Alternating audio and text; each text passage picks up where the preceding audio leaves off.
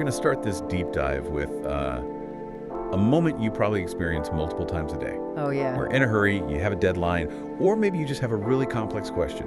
You open up a system, type a few words. And within seconds, there it is. Exactly. A structured, confident, and complete answer. No struggle, no contradiction, just efficiency. It's the ultimate cognitive shortcut, isn't it? And what our source material really pushes us to ask isn't, is this tool effective? Right. But something deeper. When did we sort of silently agree to stop completing the full path of thought ourselves? We're letting these powerful systems do the heavy lifting, the arranging, the proposing, the optimizing. And our job is becoming what? Choosing A, B, or C from a finished menu. That's the core tension we're exploring today. And the sources frame this through the lens of Stoicism, which honestly makes perfect sense. It really does. The Stoics aren't worried about, some dramatic robot takeover. Their question is far more intimate, more personal. It's about what's happening inside. Yes. When you accept that perfectly optimized answer, what part of your internal sovereignty, your right, and your capacity to judge for yourself have you just quietly surrendered? AI is perhaps the ultimate psychological stimulus. It offers instant relief from the friction of actual thinking. And if we're not actively on guard, we just slip into this easy, passive state. Where the responsibility is outsourced. Completely. We become the executors of our decisions, but maybe not the authors.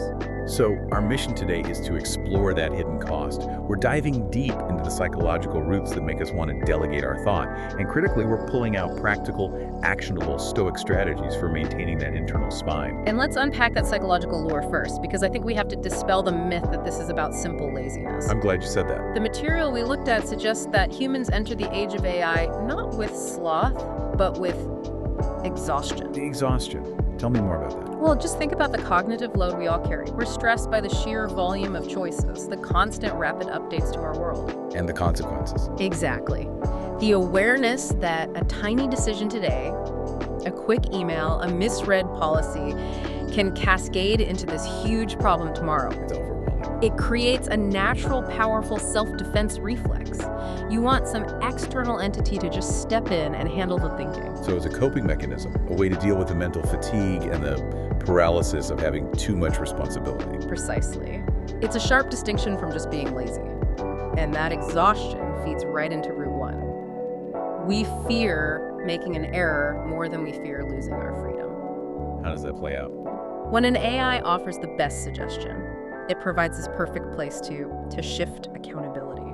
If the result goes wrong, you can comfortably say, well, the algorithm suggested it, or I just followed the data, and lightens the burden on your shoulder. But the Stoic is always looking at the internal life. Always. So the question becomes, is it just lightening your shoulder, or is it lightening your conscience? By outsourcing the thought process, you're outsourcing the accountability for that intellectual struggle. You miss the very thing that builds strength. And this is where I think the addiction stems, which brings us to root two. This magnetic pull of certainty. Yes. Human thought is messy. It's full of hesitation, self-doubt, that mental back and forth, and it's deeply tiring. And AI just cuts all of that out. It answers fluently without any internal contradiction. It presents this unified front of correctness. And that feeling, that immediate end to the anxiety of not knowing, is incredibly addictive. It's a rush. But the Stoics would say that temporary anxiety, that friction, is actually an inescapable part of being human. it's the training ground. It is. If you're constantly optimizing to avoid uncertainty, you are actively avoiding the training you need to stand firm in uncertainty. It's like giving up mental weightlifting. Okay, so let's talk about Route 3, which feels like it gets to the core of it all. Yeah. Confusing the result with the process. Right. Most of us and the market, we prioritize getting the correct outcome. The result is what gets rewarded. But the Stoic perspective is, it's radical here. It really is. They would say the path to the result, the careful consideration, the struggle, integrating your values, that's what strengthens your judgment, your core autonomy. So the system isn't making us dumber, necessarily. No, it's making us unaccustomed to training our capacity for judgment. It's mental atrophy. It's like outsourcing your squats to a machine. You get the leg movement, sure, but all those little stabilizing muscles that keep you upright in a crisis. They never get worked. Perfect analogy. And look at the concrete example from the sources. A professional uses AI to map out a major career pivot. So it analyzes salary, market trends, risk, all the metrics. And the result is On paper, demonstrably optimal. And the person follows the plan, it works out, they're successful, but they feel empty. Why? Because they miss the internal dialogue. They miss the struggle with their own deep-seated values, what they truly fear, what they're willing to sacrifice. They chose based on metrics, not on self-discovery. So they're living a life without error, but also Without genuine self-possession. They're executing a reasonable plan, but they didn't author the criteria for what reasonable even means to them. That's a powerful distinction. The cost isn't getting the wrong answer. It's losing the chance to forge your own character. Oh. Okay, so let's look at how this happens, because it's a slow, quiet, logical surrender. Right, let's get into the mechanisms of delegated thinking. Mechanism 1 is this slide from the ambiguous process of thinking to the simple act of choosing. From a menu. From a menu, exactly. When AI presents pre-processed options, your role changes. You're no longer a deep thinker wrestling with complexity, you're a fast selector choosing A or B. And the Stoics were so clear on this. They judged people by their process of judgment, not just if the final choice was correct. And if you're only ever selecting, you never strengthen that core muscle of discernment, which ties directly to mechanism 2, the atrophy of our tolerance for uncertainty. That discomfort. That deep discomfort. Real thinking requires you to sit with not knowing, to wonder if you've seen enough, if you're truly right. AI just removes that feeling. And every time we accept that smooth conclusion, our ability to just sit with being unsure gets a little bit weaker. It does. But I have to play devil's advocate here for the listener. In the real world, if I have an efficient tool that minimizes my risk, why is tolerating uncertainty a virtue? Why not just take the safe, pre-vetted answer? Because the inability to tolerate ambiguity is what makes you incredibly easy to lead when the stakes are really high. If you feel a desperate need to grasp for certainty, you'll accept any answer, no matter the source, as long as it promises to end that friction. For the Stoics, the ability to sit with uncertainty was a form of high discipline. That capacity is what defines a free mind. That leads right into the next point then. Mechanism 3. External validation starts to replace our own internal dialogue. It's a huge shift. Before, a genuinely tough decision meant asking yourself hard, values-based questions. What kind of person do I want to be? What am I willing to sacrifice? Now, that inner question gets replaced by an external one. Is this optimal, or is this up to market standard? The self gets pushed out of the decision center. You've stopped consulting your conscience and started consulting a benchmark. Which feeds into mechanism 4, and I think this is the most insidious one, conflating efficiency with rightness. Yes. AI is phenomenal at optimization. So when options are ranked by efficiency or risk or speed, we automatically assume the top-ranked one is the one that should be done. That's the logical leap we make. And that's where we have to be so vigilant. The Stoic has to constantly ask, optimal based on whose criteria? Is the AI optimizing for profit, for speed, for societal expectation? Does that align with the person you are trying to become? If we don't ask that, we become efficient executors of a plan whose values we never actually endorsed. Exactly. Okay, let's shift focus now. Let's move from the individual mind to the structural impact. Treating AI not just as a tool, but as a kind of soft power structure. This is a really crucial part of the analysis. The power of AI is subtle. It doesn't rule through coercion or commands. No, it's not a dictator. It rules through reasonable proposal. It presents its suggestions with data and logic, making them seem inevitable, almost obvious. And that's the most dangerous kind of power. It's precisely the kind of insidious, power-like, subtle court influence or political manipulation that the Stoics historically fought against. It doesn't shout, "You must obey." It whispers, "This way is just more reasonable." Which brings us to challenging this illusion of neutrality. Everyone sells AI as being objective. But the sources are crystal clear on this. Yeah. Data is never completely neutral. It reflects what we chose to record. What has been prioritized, what has been recorded, what has been repeated. Algorithms inherit the biases of our collective past.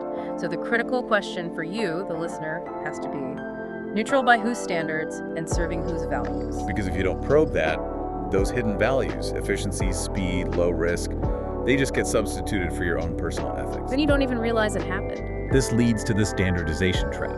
When millions of people use the same system, their thought processes start to converge on the same recommended solutions. The reasonable options become the standard options. And pretty soon, the standard options become the only thinkable options. But Stoicism demands you live by an internal standard. regardless of the crowd, and living by that internal standard might make you look slow or inflexible to the hyper-optimized crowd, but that is the price of internal freedom. This gets us to the speed-depth conflict. AI promotes speed, but deep judgment, character building, ethical analysis, all that requires time.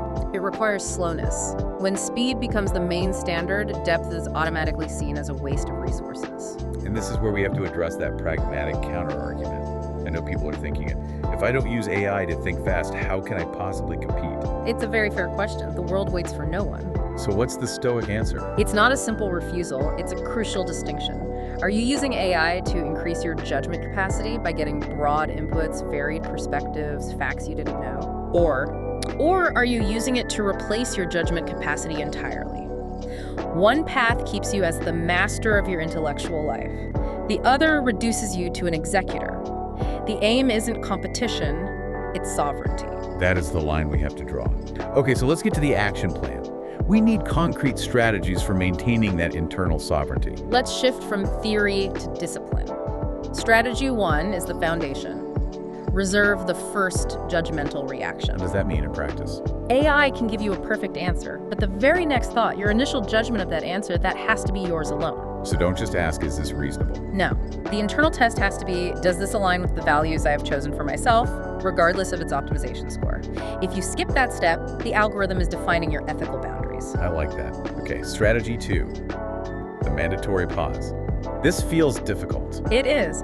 Introduce a required slowdown before any important decision. AI gives you options in seconds. Give yourself 15 minutes, maybe an hour, to just sit in the ambiguity. That sounds absolutely painful and terribly inefficient. It is designed to be uncomfortable.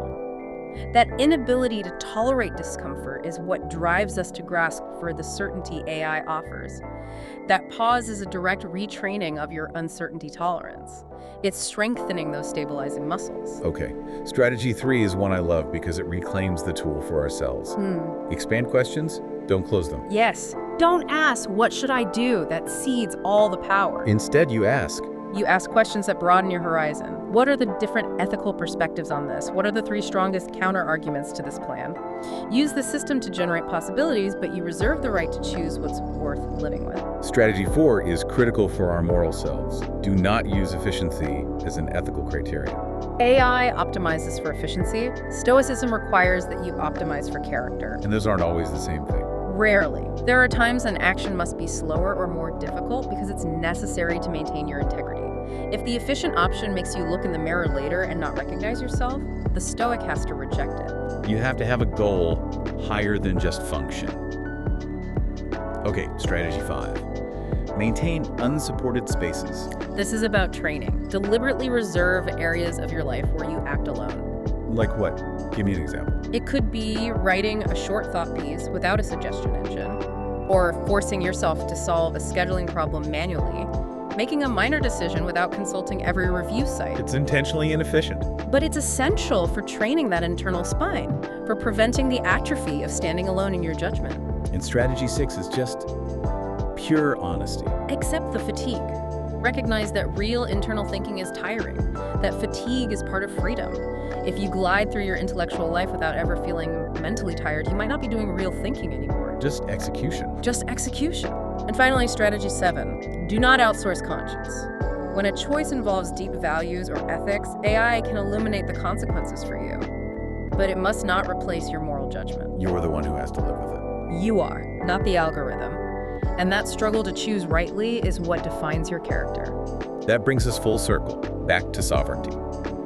The goal isn't this illusion of mastering AI. The real goal is achieving sovereignty over the only thing we can truly control, our judgment. And the profound, humble promise of this path isn't better competition or being right all the time. It's the quiet assurance that you will still be there, whole, self-possessed, and ready when life demands an uncertain, non-optimal decision.